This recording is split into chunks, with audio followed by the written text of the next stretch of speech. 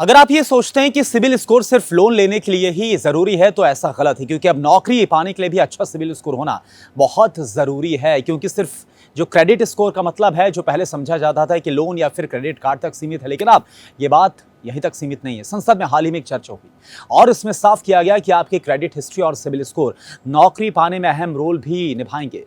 मतलब ये कि अगर आपकी क्रेडिट हिस्ट्री खराब है तो वो आपकी नौकरी पाने में बाधा बन सकती है।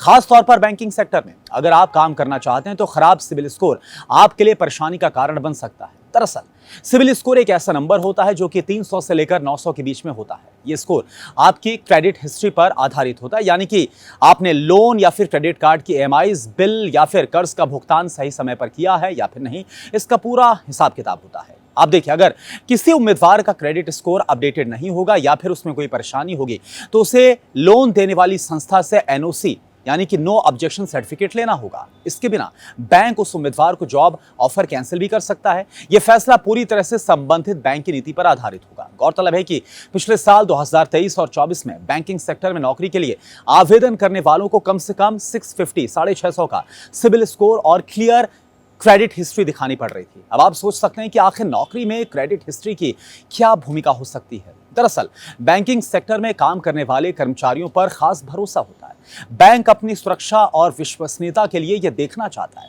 कि उनके कर्मचारी आर्थिक तौर पर जिम्मेदार है या फिर नहीं। इसलिए अब बैंक भर्ती में केवल स्कोर देखने की जगह पूरी क्रेडिट हिस्ट्री का भी सत्यापन होगा।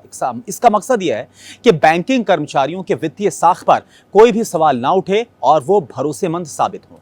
जानकारी को सेव कर लीजिए और शेयर करना ना भूलिए।